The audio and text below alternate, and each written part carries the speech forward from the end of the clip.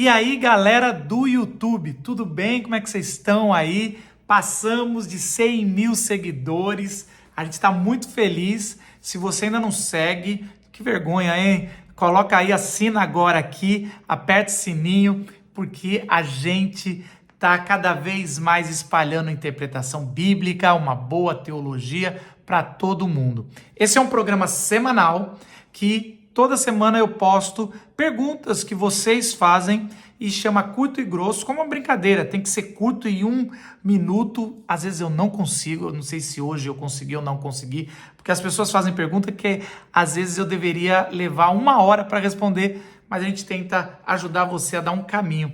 E grosso, porque no final eu falo próxima pergunta, mas não quer dizer que eu esgotei, é só um jeito de trazer você a nossa atenção aqui.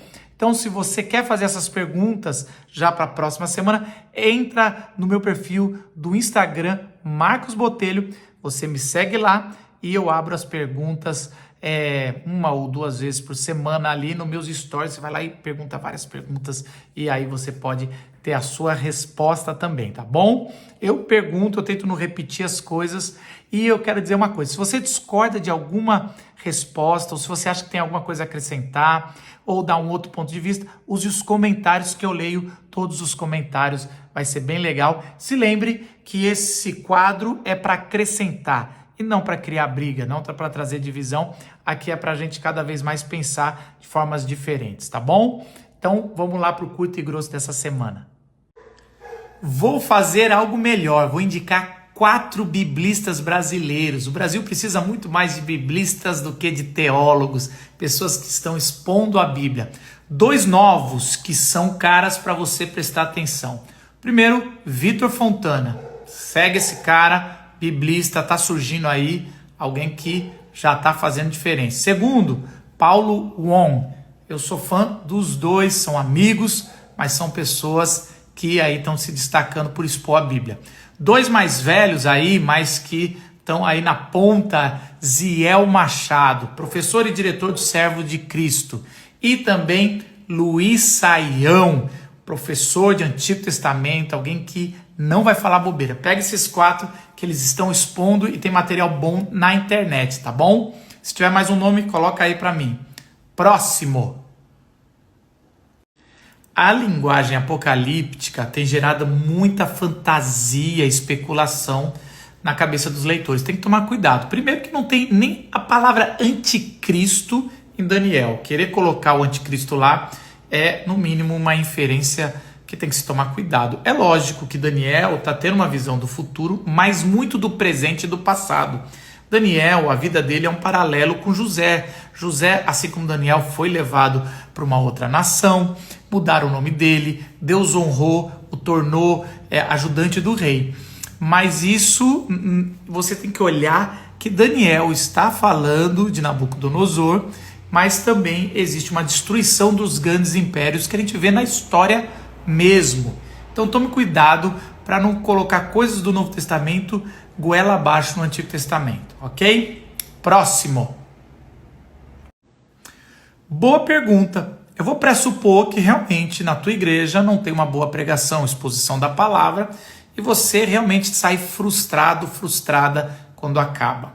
Primeira coisa, procura na internet, tem muitas coisas boas, pregações, estudos, exposições da palavra de Deus, então procura na internet. Segundo, vá fazer um curso de interpretação bíblica, de teologia, para você poder ajudar a tua igreja, a mais pessoas que vão entrar na tua igreja no futuro a não ser desse jeito.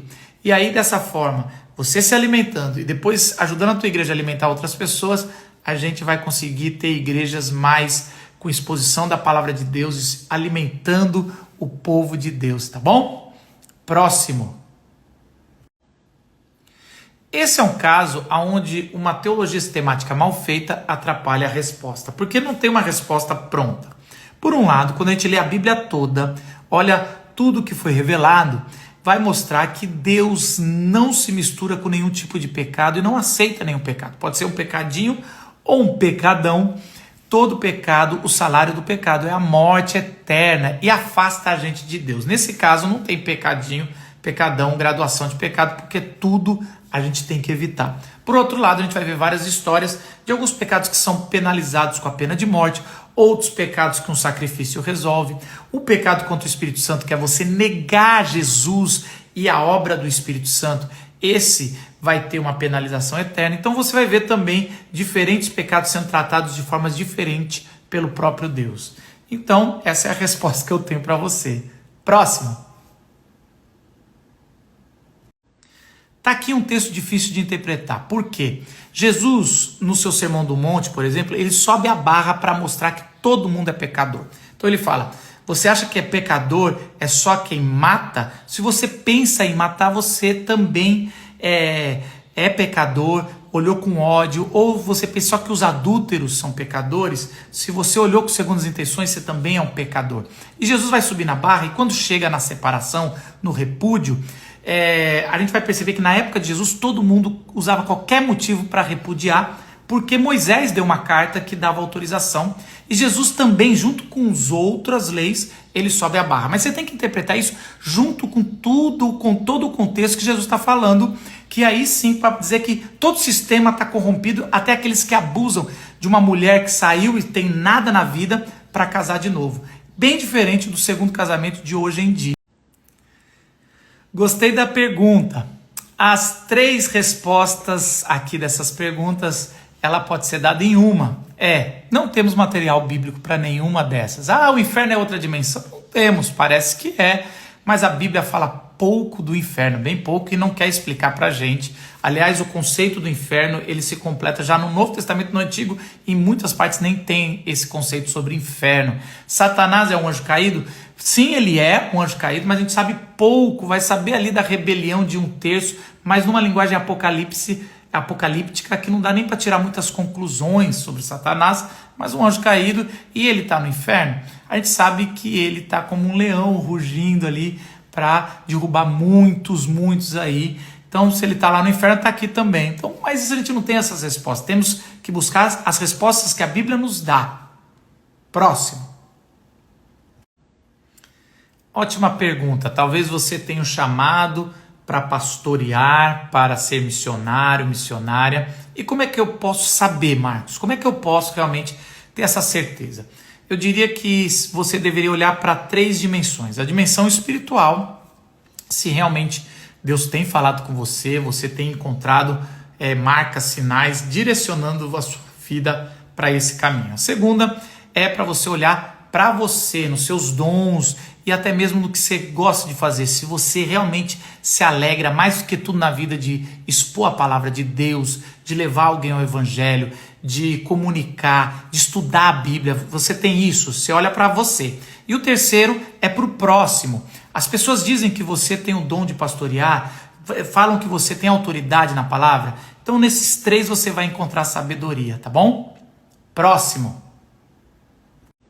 Muito interessante essa pergunta e eu quero fazer algumas observações. Primeiro, seminário é um lugar que ele é feito para se refletir teologicamente, com todo o respeito e reverência que Deus requer, mas ele não pode ser um lugar limitado e quadradinho aonde coloca Deus numa caixa. Então precisa sim ter professores com cabeça mais aberta, professores com cabeça mais fechada, vamos dizer assim, professores em missões, professores pastoreando, professores fazendo teologia, porque é um lugar acadêmico e você precisa de pluralidade ali na interpretação, porque a Bíblia não é um bloco ali que você vai e pegou tudo. Essa é a primeira coisa. A segunda coisa, o que é liberalismo? Geralmente isso é uma pergunta de quem não tem teologia, porque o liberalismo é uma coisa tão específica de 2 séculos atrás, que hoje quer jogar qualquer coisa, qualquer pensamento um pouco diferente quer jogar no liberalismo. Então isso é uma pergunta de quem não fez teologia. Essa pergunta tá parecendo qual o limite do humor, sabe? Qual o limite da comunhão? Gente, o limite da comunhão é quando uma pessoa fala, eu nego Jesus Cristo, ele não é Salvador, ele não existe, eu nego tudo que ele fala, eu não quero nada com esse cara. Quando alguém fala isso, declara que não quer nada com Jesus, esse é o limite da comunhão, eu não faço mais parte com você, e aí isso aí cria uma barreira, não uma barreira para você afastar, mas você começa a considerá-lo um campo missionário, mas não o seu irmão de comunhão. Agora, opinião política, se gosta de X ou Y, opinião teológica, opinião de qualquer coisa ali, do que você quiser, de futebol, isso não deveria jamais, é isso que todas as cartas paulinas vão dizer, que em Cristo Jesus não há diferença nenhuma, temos que viver em comunhão. Gente, deixa eu falar, não há salvação fora do Messias. Não há salvação fora da revelação. A revelação, a Bíblia fala de Jesus Cristo, ela toda aponta para Jesus e o seu evangelho. No Antigo Testamento aponta no futuro e no Novo aponta no passado, no que ele fez na cruz e na ressurreição. Não há salvação fora disso. Se você criar uma salvação fora disso, Jesus não é suficiente para tudo e para todos. Isso é uma heresia.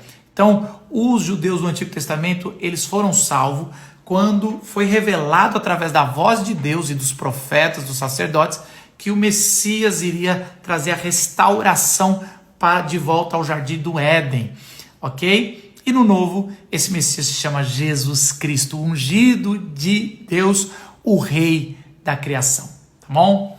Próximo. Ok. Então eu vou dar 3 livros aqui parrudos para quem quer estudar para valer hermenêutica, tá bom? O primeiro é do Grant Osborne, A Espiral Hermenêutica, Vida Nova. Vai dar toda a espiral de interpretação aonde você precisa passar, livraço. O segundo é do Andreas Kostenberg, Convite à Interpretação da Bíblia, a Tríade Hermenêutica, também Vida Nova, livraço aí para você que quer estudar. Aqui você vai ver essa tríade ali sendo construído, o que você precisa saber. E por último, há um significado nesse texto, Kevin Van Hooser, aí ó, só da editora Vida também. Então, se você tiver esses 3, são livros parrudos para você que quer entender a arte de interpretar a Bíblia com autoridade, tá bom? Próximo! Cantares ou Cântico dos Cânticos, esse livro que narra um romance, alguns diriam até um erotismo ali entre casal, e que os judeus decidiram colocar no seu cânon como livro sagrado revelado por Deus. Muito se especula por que Salomão, que é pela tradição ele que escreveu, teria escrito esse livro tendo tantas mulheres e concubinas. Por quê? Mas a questão é que Cantares é uma alusão a Adão e Eva no Éden, no paraíso, ali no jardim secreto, antes da queda, e mostrando como Deus é perfeito na junção do casal, desse romance e do sexo ali, também trazendo uma alusão entre a perfeição que vai ser do povo de Deus, Israel, com o seu Deus ali, quando ele se unir de volta. Agora, você sabia que o povo judeu lia Cantares toda a Páscoa, em voz alta, o livro